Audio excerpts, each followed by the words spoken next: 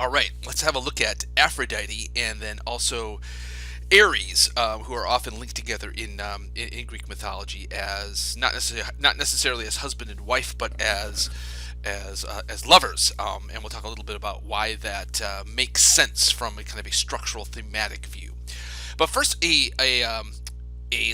close look at the goddess Aphrodite, and she's one of these goddesses. I think that a lot of people have heard the name, even without some study of Greek mythology, could tell you, or would probably say she's the goddess of love.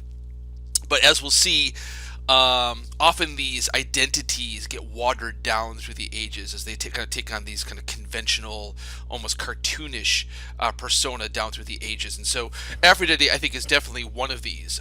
She is less for the Greeks at least, less a goddess of love and more a kind of chaotic deity of lust and sex and libido. She represents that powerful force of sexuality and sexual attraction. She's the goddess whose powers are, bring Zeus to his knees time and time and time and time again. And so it's always important to, I think, to kind of separate kind of a conventional, kind of contemporary, cartoonish understanding of who these deities are and who they really were, as best as we can understand, to the Greeks. Now, she's Aphrodite, even from the beginning, is unique. She is a rare deity in that she has a dual birth tradition. If you remember back when we were looking at Hesiod's Theogony, we learned that Aphrodite was a goddess that was created even before Zeus. She's born from the severed genitals of Uranos when they're thrown into the sea. But then also later on, she shows up in the genealogies as a daughter of Zeus. Zeus has one of his affairs with a minor goddess by the name of Dione, and that union produces Aphrodite. So the question is, well, who's the real Aphrodite? Well, it's another one of these kind of head-scratching examples of paradox that the Greeks were, by and large, comfortable with, in a way that we in kind of post-Enlightenment Western society tend not to be. We want to know, what's the real story, what's the canonical text, and often Greek myth, as it presents itself, pushes against that. It's that if one story is good, three stories is better, and we have one of these examples here. Now, having said that, even the Greeks themselves got to a point where it's almost as if these paradoxes pushed to a point where even they felt a need to explain them. And so and again, you have to kind of, it's hard to tell, to what degree, like all Greeks thought this, right? We deal with what the evidence tells us. So in this case, there's a famous dialogue by Plato in which the characters within the dialogue start to debate about this question. What do we do with these two Aphrodites? How can the one goddess be the same, be both, and how can both be the same? And they develop this theory within this dialogue. And again, to what degree the Greeks actually believe this is a whole other question. But it's at least an interesting peek under the veil. And they said, well, no, there are two Aphrodites. There's Aphrodite Urania. That's the Aphrodite born from the genitals of Uranos. And then there's Aphrodite Pandemos, which is literally Aphrodite for all the people, or sometimes called common Aphrodite. This is the Aphrodite that you see in the vast majority of stories in which Aphrodite shows up as a character, and Aphrodite Urania is more kind of this primeval force born before the Olympian deities. And this was used to even, at least in the dialogue, to explain things in their society. So Aphrodite Urania, who is the less common Aphrodite, she was used to explain homosexual attraction, which they saw in their own society, although they understood it differently than we do today. But it was less common than heterosexual attraction, and that was explained by Aphrodite Pandemos. So it's kind of an interesting kind of application, a confrontation with the paradox that the Greeks, at least in Plato's dialogue, used to try to better understand the culture as they saw it around them. So, of course, Aphrodite is a famously common subject in art, going back to antiquity, through the Renaissance, well past the Renaissance. This is arguably one of the most famous paintings of Aphrodite. Here she's known more as Venus, Venus being the Roman name for Aphrodite. This is Botticelli's famous Renaissance painting, the Birth of Venus, where we see her born from the shell. This is Aphrodite. If we had really wanted to be specific, this would be Venus or Aphrodite Urania. She's been born from the castration of Uranus, and here she's born from the sea, riding to shore on a clamshell. Here we have these personifications of the winds that are blowing her towards shore, and then on land we have one of her first attendants ready to cover her up. But yeah, so she modestly kind of half covers herself. I mean, there's a clear eroticism to the picture that is very often the case with Aphrodite, given again her status as a goddess of tremendous physical beauty, but of course also her associations with eroticism and sex and the libido. Here's an early Greek vase painting, really showing the same scene. This is Aphrodite again being born from the sea, the clamshell representing the sea, as she's emerging here. It always looks like a kind of a giant Venus flytrap that she's escaping from. But here we have the birth of Venus, and we have anachronistically a couple of gods who shouldn't be here yet, Hermes and Poseidon, and even a Cupid, who's usually the son of Aphrodite, showing up to celebrate the birth of this goddess. All right, so like I said, she is really much more than simply a goddess of love. She's not a goddess of romantic love. I think sometimes she's misunderstood. It's lust. I think it'd probably be the better title if thinking about her as a Greek deity. Lust, sex, love. Really mainly as irrational passion. I have here kind of the madness of love. I mean, later on she certainly kind of merges into associations with kind of married love, although that really is, as we saw earlier, kind of ironically associated with Hera. Hera represents married love, the love that keeps families together, and Aphrodite represents the kind of lust that destroys marriage. So think about her. Of course, she's the one that has the affair with Ares, as we saw in Book 8 of the Odyssey, that interrupts her marriage to Hephaestus, and so prostitution was often a part of her cult. Prostitution was big business in antiquity. It's big business throughout the world since time began. There's it's not a coincidence that this prostitution is often called the world's oldest profession, but the act of sex as a way of recognizing, worshiping, acknowledging the power of Venus and Aphrodite was a very, very common one. So yeah, I think at her core, she's one of these primordial forces, kind of a goddess of pure nature. She, irresistible. That becomes watered down over time, and certainly is filtered in a way when she becomes a kind of a humanoid, humanesque character in various mythological narratives. There's a really interesting story that I think that illustrates this and also has kind of an interesting afterlife to it that I want to just talk about briefly.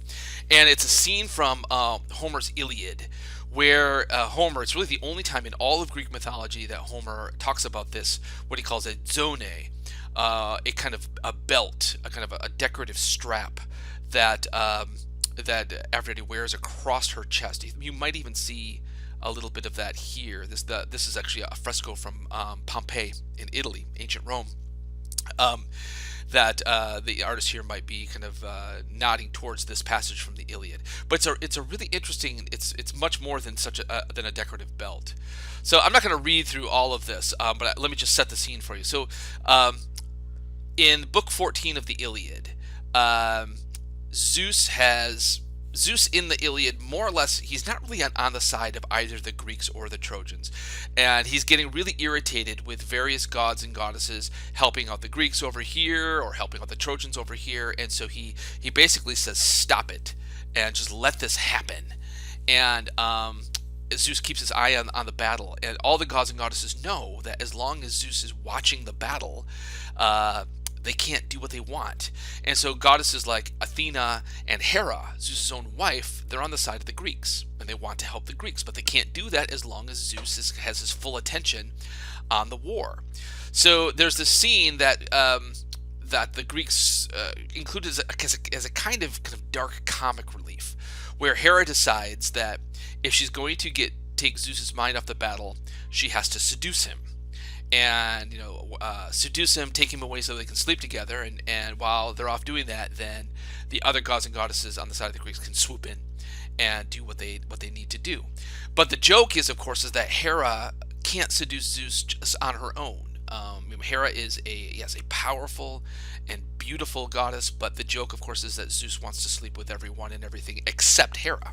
So Hera decides that she needs to cross battle lines, and she goes over to Aphrodite, and basically says to her, "I need to become you for a day if I'm going to pull this off." Now, Aphrodite, who is, she's the one who got the golden apple. She kind of engineered the affair between Paris and Helen. And so she's on the side of the Trojans. And so this is a kind of going into the enemy camp. So Zeus, or Hera, goes to Aphrodite and says, "Can you help me out? Give me love and sexual desire, which you use to master all immortals and mortal men as well. Give me that." And she's kind of pulling rank on Aphrodite. And so Aphrodite knows that she can't really turn down this demand. And so she says, "It wouldn't be appropriate for me to say no to your demand, since you sleep in the arms of Zeus, the greatest of the gods." And then here's the key piece. Aphrodite spoke and then loosened from her breasts the finely decorated embroidered garment, that's the zone there. It's really kind of this strap, this belt, in which all her magic charms were fixed for love, erotic lust, flirtation, and seduction, which steals even the wits of clear-thinking men.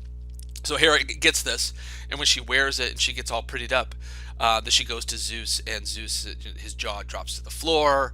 There's more kind of dark comedy. He starts praising her beauty, but he praises her beauty by comparing her to all these other women that he's slept with. So it's this weird kind of unsettling dark comedy. But Hera gets what she wants. They go off and make love on a mountaintop, and Zeus surrounds them with a cloud so nobody can watch. And that allows for the gods and goddesses who are in Hera's camp to go and help the Greeks. Now, another reason, I mentioned, of course, because it's this noted thing that's associated with Aphrodite, and so the belt, the zone itself, seems to be the locus of her power. Now, it rarely shows up again. It never shows up again, I think, in narrative mythology. It shows up in a few places in kind of painted depictions of Aphrodite, but it really kind of disappears for the most part from the myths in which Aphrodite is an actor in those myths. But there's a really interesting possible kind of corollary or echo that shows up much, much, much later in Italian Renaissance art. Now, maybe some of you recognize the statue here. This is a famous statue called the Pietà by Michelangelo, arguably the most famous of Renaissance artists and sculptors. And this is one of his first major sculpted works that he sculpted, I think, at age 24 or 25. It's an absolute masterpiece. It now sits in St. Peter's Cathedral, the Catholic Church in Vatican City today. But what does this have to do with Aphrodite? Well, one of the things we know about Michelangelo is that he made his living, of course, as an artist, and he made a very good living. And the way that you made a very good living in the Renaissance, or at least mostly, was to be commissioned by the church. The Vatican, the Catholic Church, had a lot of money, a lot of power, and if you were the best of the best, you could get paid a lot of money to sculpt for the church. Now, Michelangelo he was famously kind of this irascible, kind of angry, grumpy, embittered kind of guy, very suspicious of everyone, didn't like anybody telling him what to do, especially of all popes and cardinals looking over his shoulder as he was sculpting his works. And so he became very, very irritated with cardinals and popes coming along and saying, no, you can't do that, do this, don't do that. And Michelangelo is thinking to himself, I'm the artistic genius. How dare they tell me what to do? So one of the things that he would often do, and this is just one famous example, is that he would get his little weird personal revenge by slipping things into his art that would kind of slipping past the censors, you might say, slipping things into his art that were kind of these nasty little jokes in his mind that he knew that the popes or the cardinals would be too dumb to get, and this might be one of them. So here we have what the Pietà is.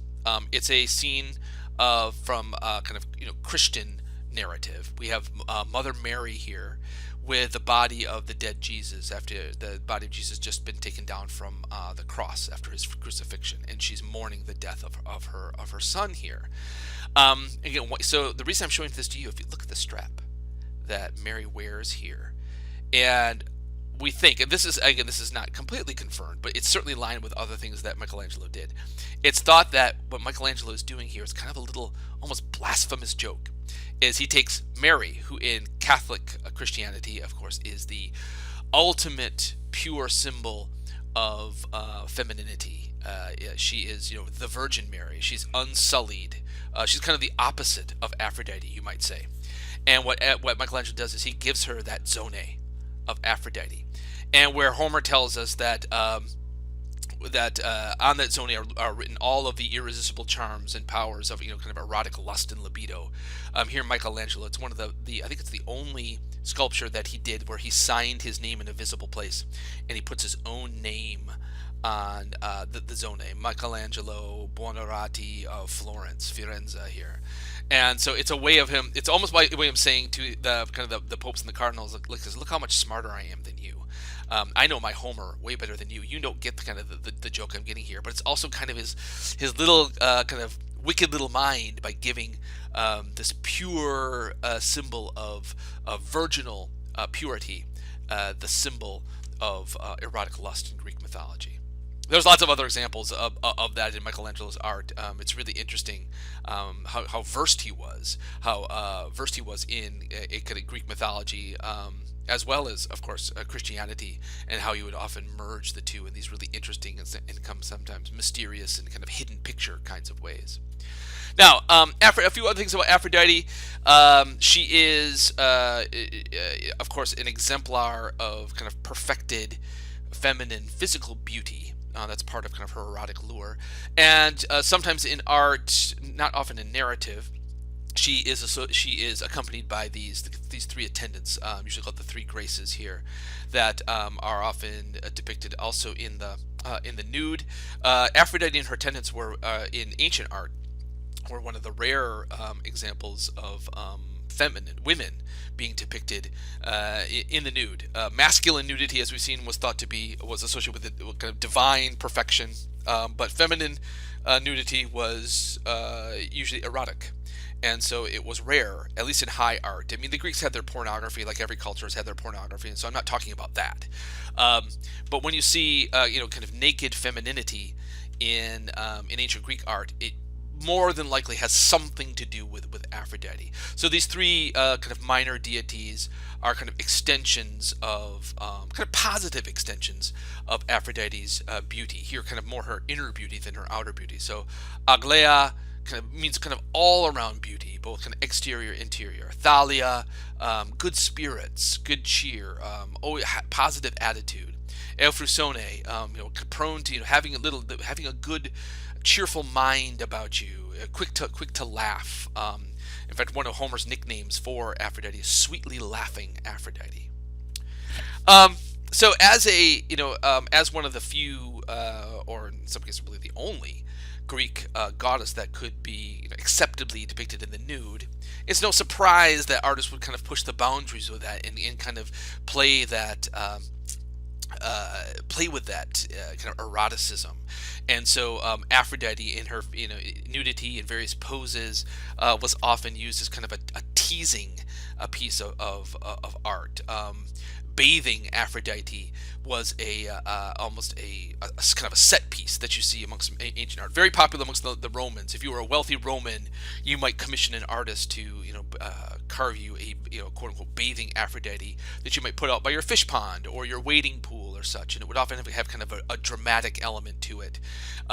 You see this Aphrodite seems to be surprised, and she's kind of quick to cover herself up, and so it creates a kind of drama for the viewer. You come around the corner, it's as if you've surprised the goddess.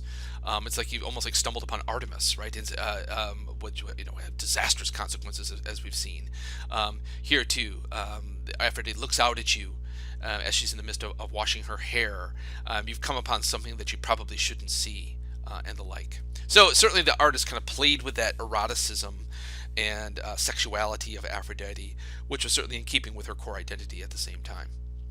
The children of Aphrodite. There's she has a number of children, although there's I wouldn't call them kind of the main focus of her mythological narratives. Priapus here, as you can see uh, by his physicality here, he was the god of kind of a male god of kind of hypersexuality. You can see by his oversized genitalia here. He also played that role, like we talked with Hermes, that obscene imagery having the effect of warding off evils. And so this was actually this fresco here of Priapus, who's actually weighing his genitals in a scale to show you how impressive and almost kind of comically large they are, was in near in the foyer, in the entryway of a house of a wealthy Roman. And the idea again, the obscene, ridiculous, comic, exaggerated imagery is protecting the threshold of that house. Hermaphroditus is also we still have the term hermaphrodite. Someone who's kind of male. Female sex is kind of indeterminate. We would say intersex, I think, today. But Hermaphroditus is a kind of a combination between Hermes and Aphrodite as a very rare minor deity who kind of merges both kind of masculine and feminine sexuality. Eros, her child, we better know him as Cupid. Cupid is just the Roman name for Eros, and there too, a perfect example of kind of how these primordial powers can become watered down and almost cartoonified over time. So here we have an ancient Greek vase painting of Eros as kind of an example of kind of physical male perfection, kind of a winged goddess, but a very dangerous one. Who is the powers? He's kind of an extension. He's kind of like almost like a weapon in Aphrodite's hand. He represents the kind of the primordial, unstoppable force of libido.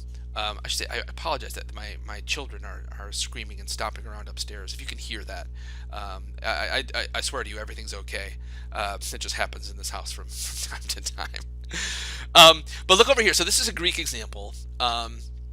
And over here, this is again another Roman fresco from Pompeii, and it's a scene of the gods and goddesses on Olympus, and we have Venus, Aphrodite, leaning into the arms of Ares, or Mars as the Romans called him, and then here's Eros, or Cupid, and you can see kind of the not to make too much of this, but you can almost see the transition here. Here he's kind of this idealized, buff, ripped teenager, or young adult.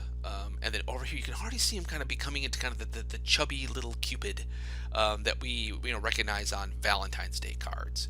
And over time, it even goes further, where later depictions of Aphrodite is kind of by this time, kind of a harmless goddess of love, surrounded by lots of these multiple little chubby little cherubs, little Cupids flitting about her. You can see it already starting to happen even in antiquity. Aphrodite has a lot of her stories about kind of how her power is the one that really rules Olympus. Zeus has his problems with lust time and time again, but she also has her tragic stories as well, where the tables get turned on her. There's a story where she kind of falls victim to her own power, and falls for this mortal by the name of Adonis, this beautiful young man who was a hunter. You'll still sometimes hear this term, like a man who is extraordinarily handsome is sometimes will be described as an Adonis. And so Adonis here kind of represents kind of the pinnacle of mortal masculine beauty. So Aphrodite falls for him, but he is tragically killed in a boar hunt, and he bleeds to death before Aphrodite can come to him. This is a much later post-Renaissance painting, where we can see it's a little bit over the top here, but so Adonis is swooning in his death, and Aphrodite comes to find him too late and swoops in to kind of give him one last kiss. And here you can see already two little Cupids flitting around, kind of these naked little children kind of playing around. The story that the Greeks told was that Aphrodite couldn't save his mortal life, but she turned his blood into the violet or the hyacinth. And so every spring when the flowers bloom, it's in a way it's kind of Adonis coming back to life, being resurrected, as it were. We'll talk much more about kind of that cycle of death and resurrection coming up when we talk about kind of Greek myth as it functioned into religious belief and ritual. For the Romans, there was a very important connection with Aphrodite. Venus becomes very important for the Romans because of this tale of her association with the ancient Trojans. So there's a story, another one where Aphrodite kind of falls a victim to her own powers, and she falls for a mortal man, Anchises, and she more or less rapes him to kind of turn the tables on somehow usually how those stories go, and she becomes pregnant with a demigod. So Anchises is a mortal Trojan warrior. She, of course, is a goddess, and then she gives birth to Aeneas, who is one of the great Trojan warriors in the Trojan War stories. He actually shows up in Homer's Iliad. Now, the Romans developed a tradition. I may have mentioned this in an earlier lecture, but in case I didn't, the Romans latched on to this figure. There was a story, there was a prophecy that Aeneas would be one of the very few Trojan warriors to escape from Troy, and there was a prophecy that he would one day found a new Troy somewhere in the west, and Rome, lying west of Greece, they seized upon this prophecy and say that prophecy must be about us. We are the great new Troy in the west. And so the Romans developed their own whole mythology about how Aeneas escaped from Troy and ultimately made his way to the boot of Italy and sowed the seeds of what would one day kind of grow into Rome. The Romans loved this particular scene. This is a sculpture by Bernini, same guy who did that Daphne and Apollo sculpture. That shows Aeneas escaping from Troy, and he carries on his shoulders his crippled father. His father can't walk. This is in Anchises here.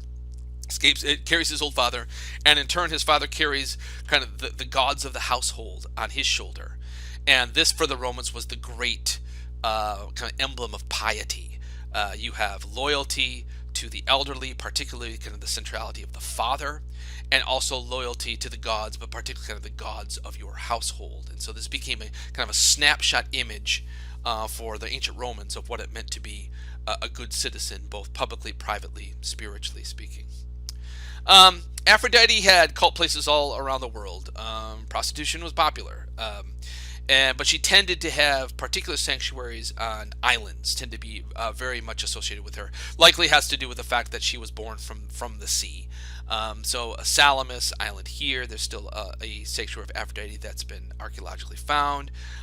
Cyprus over here, now today kind of split between Turkish and Greek halves over here, was a sacred to Aphrodite. Cytherea here, this island down here, was also the center of Aphrodite worship. But a goddess associated with sex, she's going to be a popular deity. And so there are sanctuaries to Aphrodite all over the ancient Greek world, and sanctuaries to Venus, of course, all over the Roman world, for same reasons that the Greeks had, but also because of her connection as almost kind of a mother of the Romans, as it were. There was Julius Caesar's family, the Julian clan, traced its lineage back to Venus, and so it has this. She has this very important connection to historical Rome as well. Now, her connection with Aphrodite, or Aphrodite's connection with Ares, goes back. Of course, that famous story of her affair that I've already had you read and write about. But they are often depicted together on Olympus. They are kind of this inseparable pair. And Ares is a much better fit for Aphrodite than Hephaestus is. Hephaestus and Aphrodite was kind of a Beauty and the Beast story that just simply did not work. No happy ending there. But Ares too, as a god of kind of chaos, a god of wildness. Here to dispel just, I think, a little bit of conventional wisdom. So Ares we know him as the god of war. But for the Greeks, yes, that was true, but he was also kind of the god, he's more the goddess of the frenzy, the madness, the chaos of war. He's really the god that you don't really want on your side if you're stepping onto the battlefield. You want him to look the other way. You want Athena on your side. She's the goddess of victory, of heroism in war. But Ares, like Aphrodite, represents kind of this primordial force of madness. So here's that same fresco that I showed you earlier in close up here. It's, for some reason, it's been mirrored, it's been flipped around. But it's again, it's an Olympian scene: Venus and Mars, Aphrodite, Ares, and then you have Cupid or Eros here standing alongside them. Other symbols here, other kind of depictions. A lot of there's a depictions of Ares by himself are actually quite rare. It's almost always shows him in concert with with Aphrodite. And so here you see another Pompeian fresco. Here, Venus or Aphrodite sits on the throne. Ares is behind him. He has his hand on her breast as a kind of a symbol of sexual possession, but also kind of recognizing kind of the sexual relationship between them. There too is another little chubby little Cupid flitting by. Here we see Ares and Aphrodite on a Greek vase, on his chariot, his war chariot, pulled by his kind of his wild, chaotic stallions. And then you see the little Cupid here with his bow and arrow at the ready, sitting on the shoulder of the horse here. Here's a couple of depictions of Ares by himself. Here out on the battlefield. I believe these are both details from vases which show scenes from the Trojan War. Again, Ares is just out there, just kind of amping up the chaos, kind of instigating the madness. He's not, like I said, he's not a god that supports heroism in war. He's the god who makes things fall apart, as it were. But fairly typical depiction in full warrior dress, as you would expect him to have, that kind of that closed-faced Corinthian style helmet with the big plume on top. Here, yes, the horses of Ares are sometimes identified as Phobos and Deimos. Phobos in Greek meaning fear, and Deimos something like terror. And so, I mean, that gives you kind of a sense of kind of who Ares is. So sometimes they're his horses, sometimes they are described as his children, sometimes both. But yes, the god of madness of war, pulled by fear and terror, makes perfect sense, and that gives you a sense of kind of how the Greeks saw him. Incidentally, Mars as a planet has two moons, and those moons are named Phobos and Deimos. Lots of kind of wonderful connections, use of Greek mythological terms in our own culture and in different disciplines of learning. Mars was particularly important to the Romans. If there was any culture that turned Mars into a more kind of a positive deity, it was the Romans. The Romans were an organized military machine. It's a way they got a lot of things done. You don't conquer huge swaths of territory without an organized, well-oiled military machine. So it would be it makes sense then that Mars would be a much more important deity to the Roman Empire than, say, to the Greeks, with their kind of their scattered city-states, all with their own governments and military and such. But even to kind of the Romans recognized Mars as a dangerous deity. This is a famous a Roman statue of Mars at rest. You can see he's kind of on his chair. He's got his hands on his knees, casual. He's taking a break, and he has this shield down at his side. And again, I think the message that this would have sent is that in the hands of the Romans, Mars has been tamed. The Roman military is fully under the guise of Athena, or Minerva as they would have called her, and Mars is content with the Romans, and so he doesn't have to cause the chaos out there, and he can set his weapons down. Possibly, I think that's one way that that kind of the art and Mars or Martian art, we would say, has been interpreted in the hands of the Romans. This is a temple of Mars in downtown ancient Rome today, or downtown Rome today, just off the main forum. This is a temple that the Roman Emperor Caesar Augustus built, and he built this after the chaos of the civil war that followed on the heels of the assassination of Julius Caesar.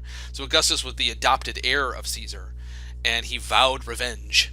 And he ultimately got that revenge. Took a number of years, took a decade and a half to get it, but he did so. And so, he fulfilled his promise that if he ultimately defeated the conspirators who murdered Caesar and took control, he would build this temple to Mars, and he did so. And this is called the Temple of Mars Ultor, Mars the Avenger. And so there's an example of a kind of Caesar Augustus kind of tapping into kind of the madness, harnessing the mad power of Mars to bring an end to the violent civil wars. It's kind of a desperate times calls for desperate measures kind of thing. So slightly different. Mars, Ares in the hands of in the hands of the Romans than in the Greeks, but lots of overlap as well. All right, that's enough for this one. See you soon.